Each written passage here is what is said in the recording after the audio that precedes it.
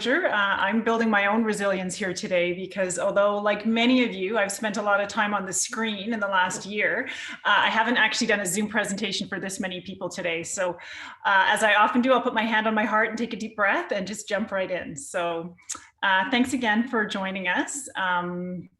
I think just to get a sense of the audience, I was told we have a range of people online today. So certainly parents who may have children on the spectrum. I believe there's some adults in the audience as well, and then also clinicians. So thank you all for taking part in this today and giving us some of your time this afternoon. So I primarily work with families and a range of children, young children up to teens. So some of my examples today relating to resilience may be focused more on families and children, but I do hope you'll be able to take away some of the things that I speak about and apply them to your own situation. So whether that's as a parent, maybe somebody working with children, or even just in your own struggles and dealing with your own stress.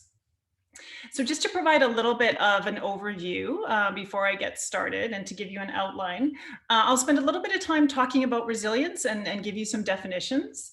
We'll talk a little bit about why it's an important concept and factors to consider when we're thinking about resilience.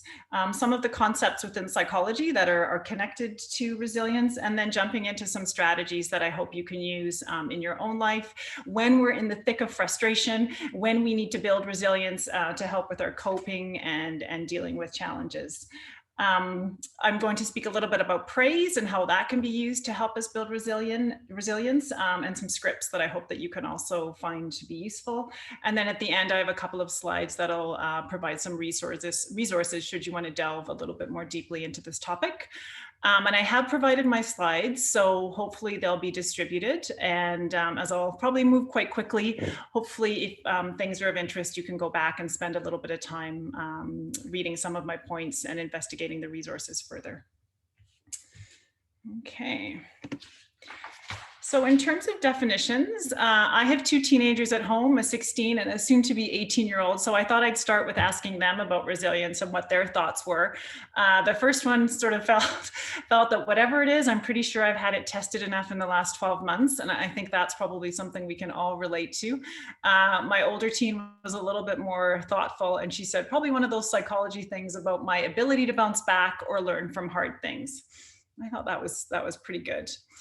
If we look at the official definition of resilience, if we kind of look at the dictionary definition, it talks about returning to original shape after being stretched or challenged, and our capacity to recover from difficulties.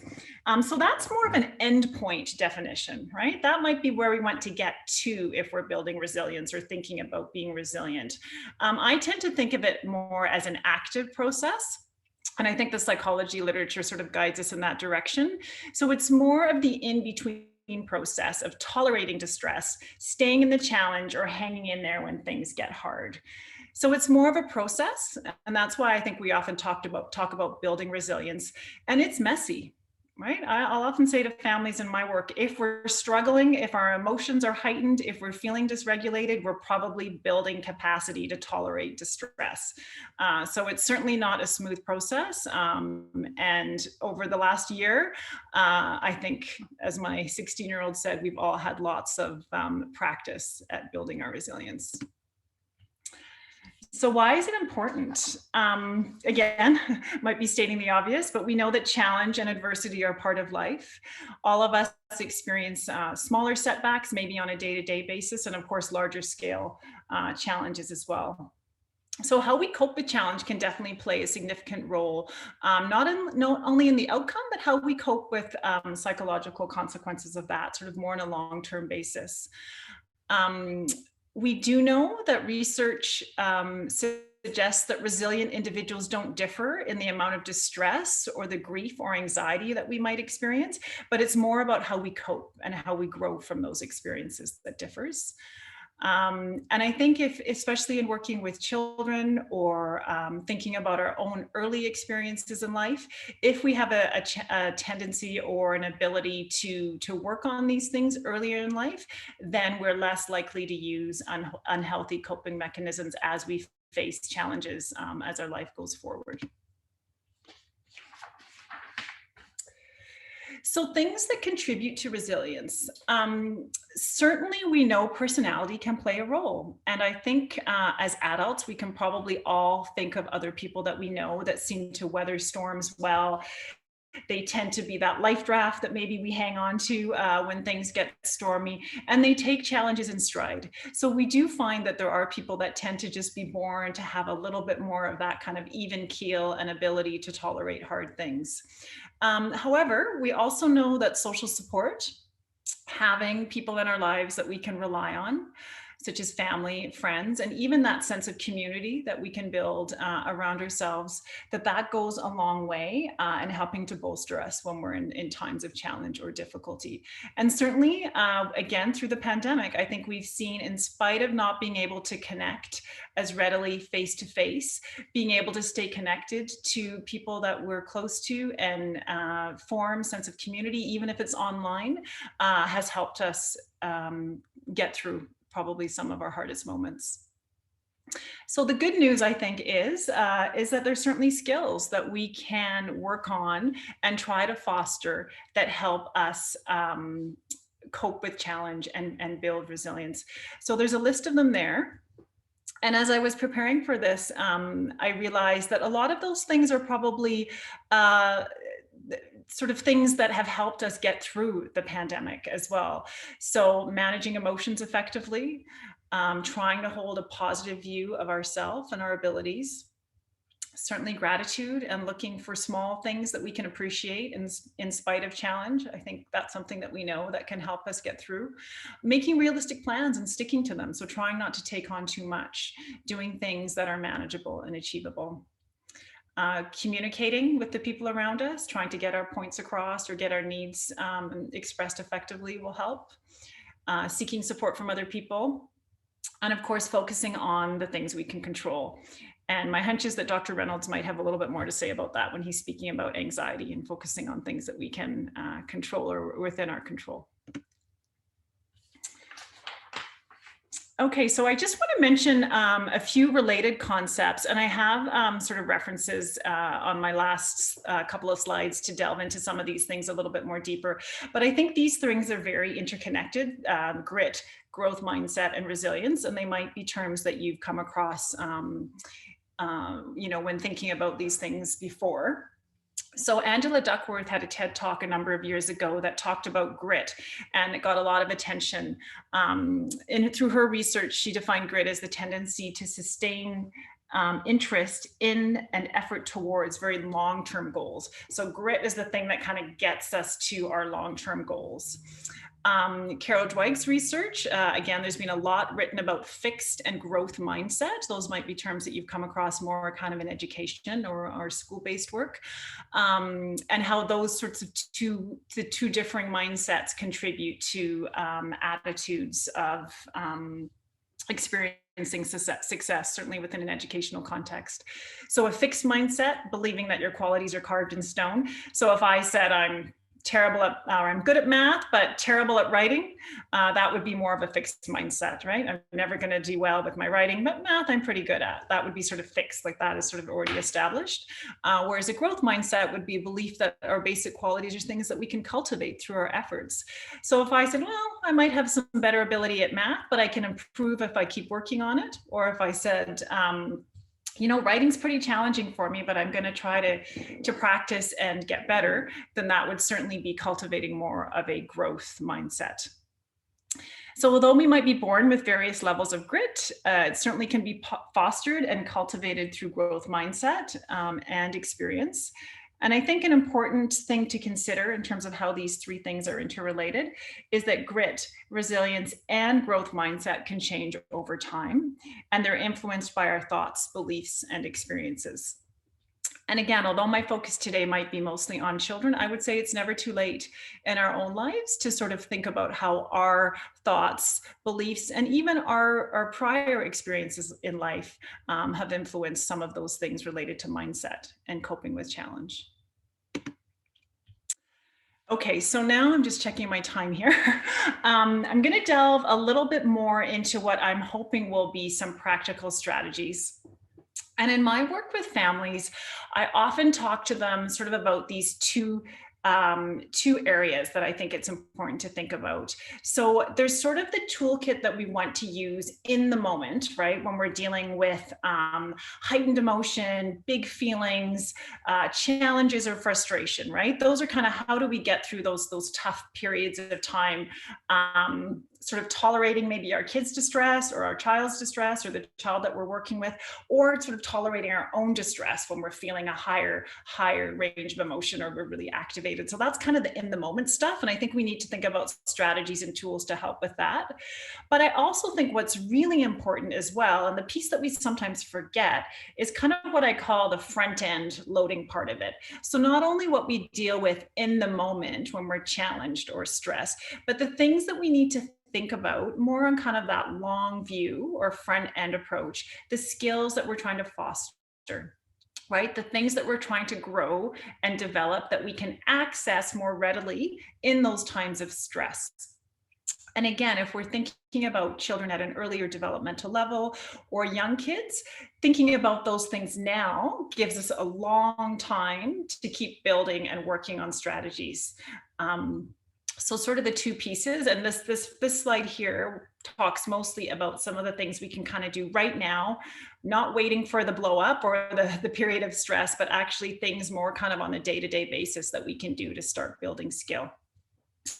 So the first point I have there is modeling the struggle by verbalizing. And although this is obviously using language, and we would be assuming the person that we're talking to or working with would have a comprehension or understanding of language, I think we could also do this with kids or adults that don't have that skill. And that might be more with our body posture or gestures or visuals or proximity, and not just words. But in this example, thinking about the fact that children, certainly, or kids at a younger developmental level, they are surrounded by very capable people a lot of the time. Right? People that do things better than them, with greater ease, that look super capable, right? So adults appear very capable in front of younger children in particular. So I think it's really helpful for us when we're in that role, either as teacher or parent or adult, to sort of talk out loud, right? Or to sort of talk about the things that we go through when we make mistakes or when we're struggling. In fact, we might even look for opportunities where we can kind of embellish that a little bit, right? So if I'm in my kitchen and I knock over something accidentally, I might model taking that deep breath and reminding myself, oh, I knocked this over. It's not a big deal. I can get something to clean it up. Accidents happen. You know, I'll move on with whatever's next. So I might kind of talk about that, right? And be mindful of what I'm modeling in terms of my emotional response to a mistake and also how I move through it. I think another way we can do this is sort of by modeling the struggle right alongside kids. So if you were sitting working, maybe doing some drawing next to a child, or they're completing a puzzle, or you're doing something alongside them, you could be talking about maybe you're drawing that circle that didn't quite kind of turn out the way exactly that you wanted it to. You know, you could explain, okay, it doesn't look quite the same. I'm going to erase it or try again. You could talk through the process of maybe how you fix that mistake or how you respond to that mistake. So it's really about making the struggle a little bit more noticeable for our kids. And again, we probably don't want to draw their attention to that. Oh, did you see how I do that? Did you see that I fixed that? I don't think we want to do that. I think we just want to sort of demonstrate and model alongside them, to make that experience less isolating or alone, right? I think we all want to be seen in our struggle, and certainly by talking about it and demonstrating that, I think it can give others the sense that they're not alone in having those feelings. The second concept there is naming and validating the feeling of needing to be perfect. And I think this is one to consider, again, maybe in our own lives as well as kids, that there's a lot of pressure to do things well, to do things right. We can put that pressure on ourselves. And a lot, I think, of discomfort about not being competent or capable or looking like we kind of have it all figured out. So we can talk about that feeling of the need to be perfect or capable and how that comes up for a lot of us, right? And trying to kind of normalize that feeling.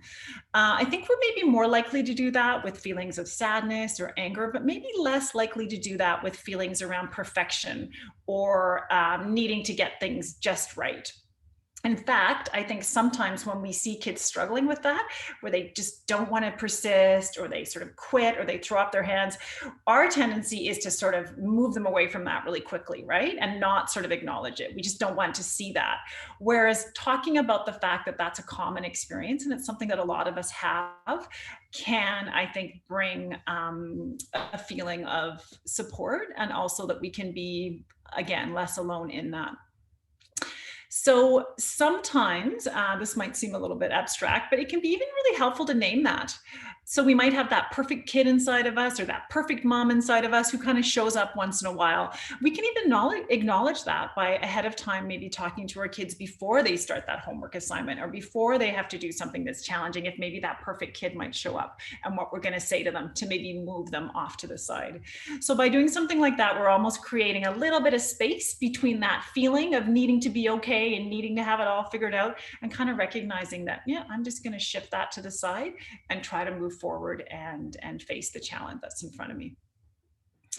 And lastly, for this one, again, I think one that we can kind of incorporate sort of almost immediately, if you're comfortable, is just talking more openly about our failures, sharing our mistakes and not minimizing the impact of that. So again, I think for kids, for teens, for really, anybody that we're close to in our life, that feeling of not being alone in the struggle is sort of what I'm getting at here. So being able to talk about things that haven't gone well for you, right? Things that didn't work out, and kind of how that felt. And not sort of sugarcoating it. I think sometimes looking back, we might forget how hard some of these things can be.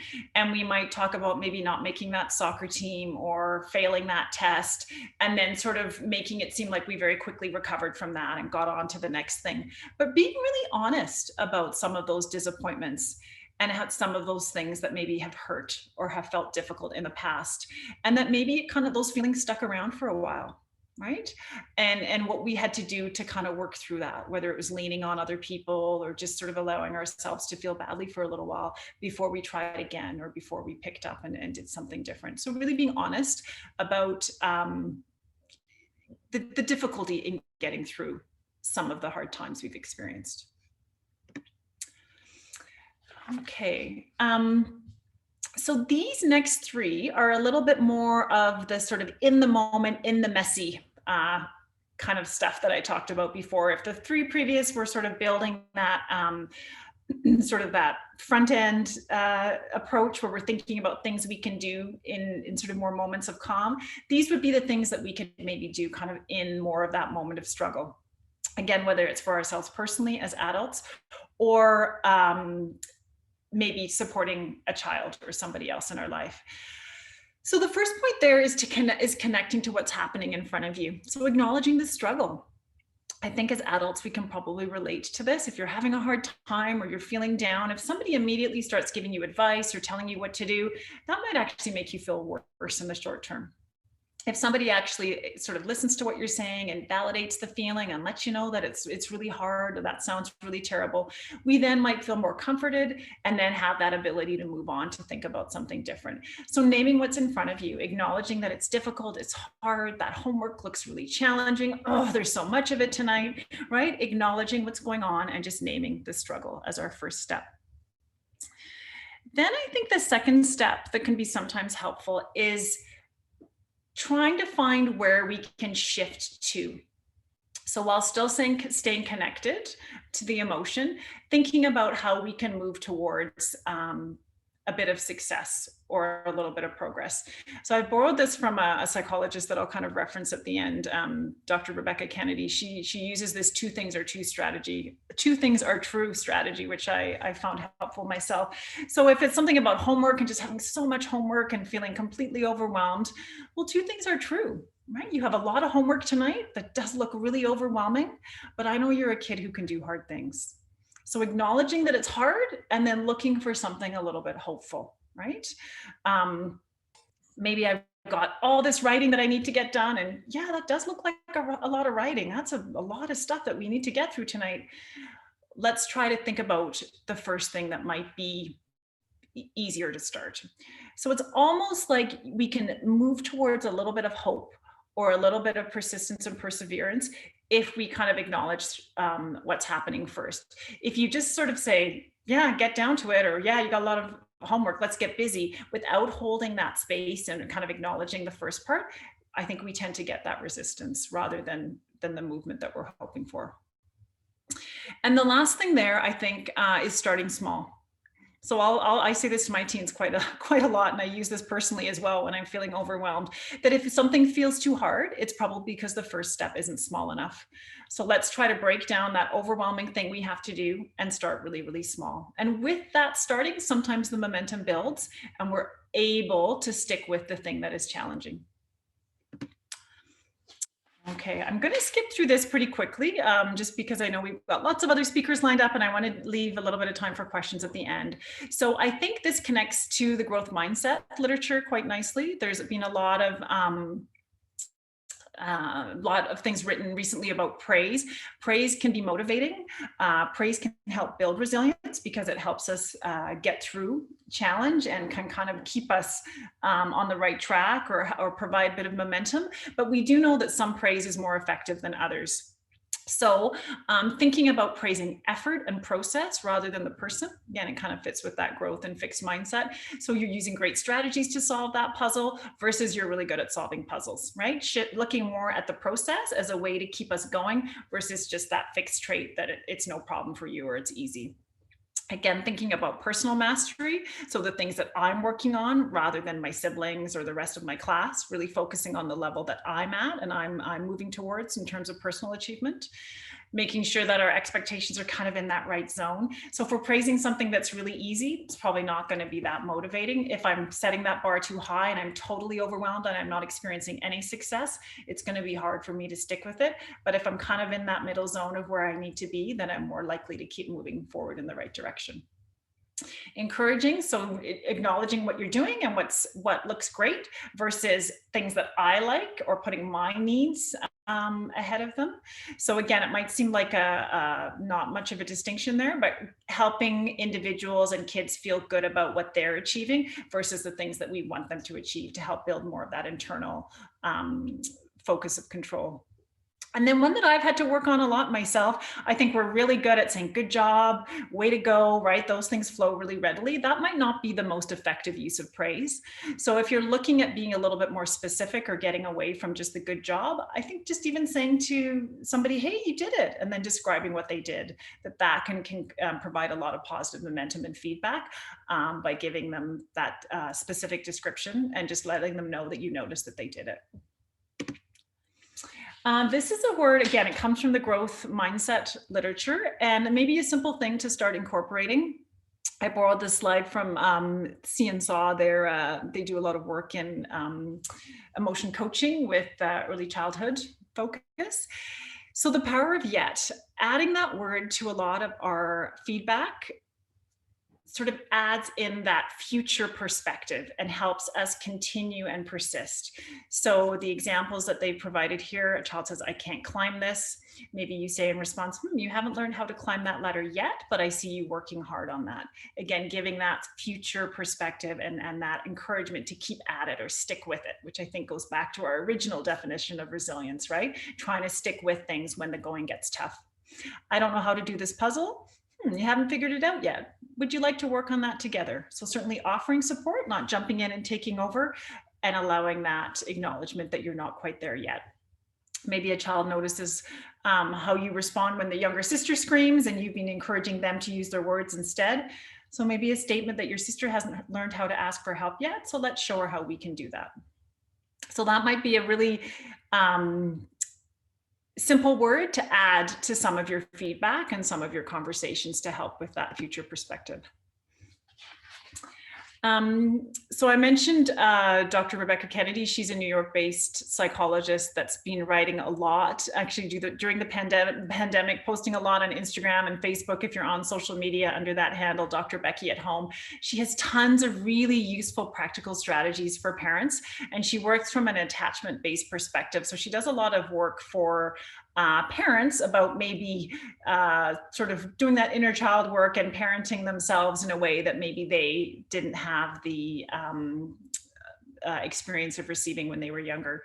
So I find scripts really helpful. Again, this language might be too heavy or at too high a level for your situation, but maybe things that you can think about for yourself in times of distress or when you're feeling discouraged, and maybe concepts that you can help encourage within your children. So not knowing means we can learn something new, and it's awesome to learn, so awesome to not know, right? Just a different way of thinking about learning. You're right, it is really hard, and it's a good thing that you're a kid who can do hard things. It's okay to take a breath, and it's okay to take a break and take a breath. That's what I do when things feel tricky to me. Learning is supposed to feel difficult, uncomfortable, and frustrating. If it feels that way to you, you're doing it right. And I see you building that hardworking muscle. That's going to pay off for years to come. Okay, so just to finish up, the next two slides I have are resources. And again, as I mentioned, some of these things I've referenced earlier, and just allow you to dig a little bit deeper if you want to go to some of the sources. I will just say the first one there is just a 5-minute YouTube clip. It was on CBC last month. It was just a brief interview with a 97-year-old woman who lives in BC, and it was really inspiring if you're looking for some of those sort of long-term life lessons. It's a fun little clip to watch. I'll also just mention, so the TED Talk is there about grit and Carol Dweck's research on growth mindset.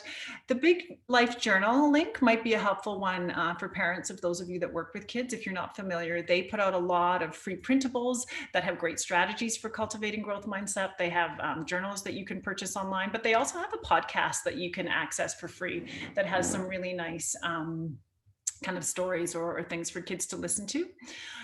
There's a new book, I haven't quite got it there, but I've been reading snips from it, and it looks excellent, from the medical director of the Child Mind Institute, geared for parents, The Scaffold Effect. And then, as I mentioned, Dr. Rebecca Kennedy, if you're on Facebook or Instagram, it would be worth checking out her sites for some practical strategies. And then lastly, just some of my favorite books geared towards more of our preschool and early elementary aged kids or children that are at that developmental level. Some short books that foster resilience, sticking with hard things, and that sort of growth mindset perspective that I think ties in so well with building resiliency. So thank you so much for your attention. I know that was a lot of information in a fairly short amount of time, but I'm certainly really appreciate the opportunity to join you today. Through the pandemic, I've certainly been inspired by the resiliency that I've seen in so many of the kids and parents that I have the privilege of working with.